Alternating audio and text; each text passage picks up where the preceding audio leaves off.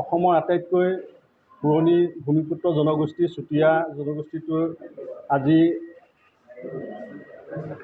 যেনেধৰণে অসমৰ অন্যান্য জাতি জনগোষ্ঠীসমূহৰ লগতে সমানে সকলো দিশতে আগবাঢ়ি যাব লাগিছিলে, কিন্তু আমি বিভিন্ন কাৰণত বা অন্যান্য বিশেষ কাৰণত আমি আমাৰ জাতিটো সকলো দিশতে আগবাঢ়িব পৰা নাই। আৰু আমি 1925 চনতে চুতীয়া জাতিৰ সন্মিলন জন্ম হোৱা সংগঠনটোৱে চুতীয়া জাতিৰ বিভিন্ন ন্যায্য প্ৰাপ্যৰ দাবীত ধাৰাবাহিকভাৱে গণতান্ত্ৰিক সংগ্ৰাম চলাই অহা হৈছে। বিভিন্ন সময়ত চৰকাৰৰ লগত আলোচনা হৈছে, বিভিন্ন সময়ত তেওঁলোকে আমাক প্ৰতিশ্ৰুতি প্ৰদান কৰিছে, কিন্তু বৰ্তমান সময়লৈকে আমি আমাৰ যিখিনি প্ৰাপ্য সেই প্ৰাপ্যখিনি আমি চৰকাৰৰ পৰা এতিয়ালৈকে পোৱা নাই। সেয়েহে আজি আমি সংবাদমেলখন আজি ইয়াত ল'বলৈ বাধ্য হৈছোঁ। বিশেষকৈ আমি সংবাদমেলখনত আমি কেইটামান দাবী আপোনালোকৰ জৰিয়তে চৰকাৰৰ দৃষ্টিগোচৰ কৰিব বিচাৰিছোঁ। এই দাবীকেইটা হৈছে চুতীয়া জাতিৰ দীৰ্ঘদিনীয়া দাবী অনুসূচিত জনজাতিকৰণৰ মৰ্যাদা অসম তথা ভাৰত চৰকাৰে আমাক অতি শীঘ্ৰে প্ৰদান কৰক। আৰু 2 নম্বৰ হৈছে চুতীয়া জাতিক অনুসূচিত জনজাতিক মৰ্যাদা নিদিয়ালৈকে জনগোষ্ঠীটোক বৃহৎ পৰিমাণৰ আৰ্থিক পেকেজসহ স্বায়ত্ব শাসন প্ৰদান কৰক। 3 নম্বৰ দাবীটো হৈছে ভাৰতবৰ্ষৰ স্বাধীনতা কালৰ পৰা বৰ্তমান সময়লৈকে চুতীয়া জাতিৰ এজনো প্ৰতিনিধিক কোনো এটা ৰাষ্ট্ৰীয় বা আঞ্চলিক ৰাজনৈতিক দলে লোকসভা তথা ৰাজ্যসভালৈ নিৰ্বাচন কৰাৰ ব্যৱস্থা গ্ৰহণ কৰা নাই। ইয়াৰ বাবে বৰ্তমান সময়ত জাতিটোৰ ৰাজনৈতিকভাৱে পিছ পৰি থকাৰ লগতে আমাৰ বিভিন্ন সমস্যাসমূহ কেন্দ্ৰীয় চৰকাৰৰ ওচৰত উপস্থাপন কৰা আৰু আমাৰ সমস্যাসমূহৰ সমাধানৰ দিশ আজিলৈকে দেখা পোৱা নাই।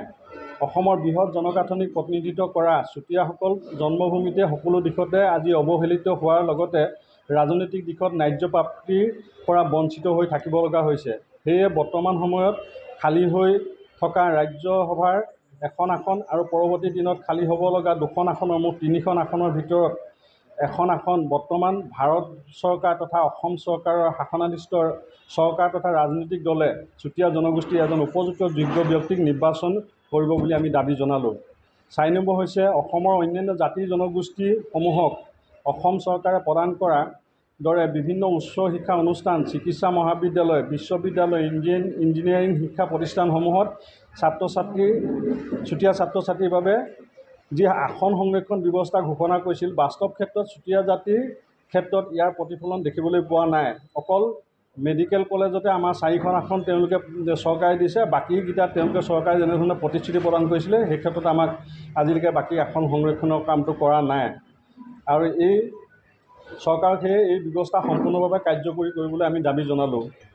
5 নম্বৰ হৈছে চুতীয়া জাতিৰ প্ৰস্তাৱিত ৰত্নধ্বজ পাল কলাক্ষেত্ৰ নিৰ্মাণৰ বাবে যোৰহাট নতুবা গোলাঘাট জিলাৰ ৰাষ্ট্ৰীয় ঘাইপথৰ কাষত মাটি আবণ্টন কৰি কলাক্ষেত্ৰ নিৰ্মাণৰ বাবে অসম চৰকাৰে আমাক প্ৰতিশ্ৰুতি প্ৰদান কৰিছিল।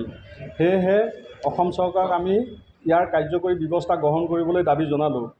6 নম্বৰ হৈছে অসমৰ বিভিন্ন প্ৰান্তৰ লগতে অৰুণাচল আৰু বিভিন্ন ৰাজ্যত সিঁচৰিত হৈ থকা চুতীয়া জাতিৰ পৌৰাণিক কীৰ্তিচিহ্নসমূহ সংৰক্ষণ, সংৱৰ্ধন আৰু ভগ্নাংশ পুনৰ নিৰ্মাণৰ বাবে ইতিমধ্যে অসম চৰকাৰে আমাক বহুবাৰ প্ৰতিশ্ৰুতি প্ৰদান কৰিছে যদিও বৰ্তমান সময়লৈকে অসম চৰকাৰে ইয়াৰ কাৰ্য ব্যৱস্থা গ্ৰহণ কৰা নাই। সেয়ে অসম চৰকাৰক ইয়াৰ কাৰ্য ব্যৱস্থা গ্ৰহণ কৰিবলৈ আমি দাবী জনালোঁ। 7 নম্বৰ হৈছে চুতীয়া জাতিৰ সৰ্বাংগীন উন্নয়নৰ বাবে আমি অসম চৰকাৰৰ ওচৰত এককালীনভাৱে 1000 কোটি টকা আৰ্থিক অনুদান বিচাৰি সদৌ চুতীয়া জাতি সন্মিলন অসমে ইতিমধ্যে আবেদন জনাইছিলোঁ, কিন্তু বৰ্তমান সময়লৈকে চৰকাৰে ইয়াৰ কাৰ্যকৰী ব্যৱস্থা গ্ৰহণ নকৰিলে। সেয়ে আমি অসম চৰকাৰৰ ইয়াৰ ব্যৱস্থা গ্ৰহণ কৰিবলৈ দাবী জনালোঁ। 8 নম্বৰ হৈছে চুতীয়া ৰজা বীৰপালৰ নামত অসম চৰকাৰে মাননীয় মুখ্যমন্ত্ৰী মহোদয়ে বীৰপাল ক্ৰীড়া প্ৰকল্প নিৰ্মাণৰ বাবে চৰকাৰীভাৱে যি উদ্যোগ গ্ৰহণ কৰিছে তাৰ বাবে আমি সদৌ চুতীয়া জাতি সন্মিলন অসমে মুখ্যমন্ত্ৰী মহোদয়ক কৃতজ্ঞতা তথা ধন্যবাদ জ্ঞাপন কৰিছোঁ। আশা ৰাখিছোঁ এই প্ৰকল্পটি অতি কম দিনৰ ভিতৰত নিৰ্মাণ কাৰ্য সম্পূৰ্ণ কৰি জনগোষ্ঠীটোৰ দীৰ্ঘদিনীয়া দাবী পূৰণ কৰিব।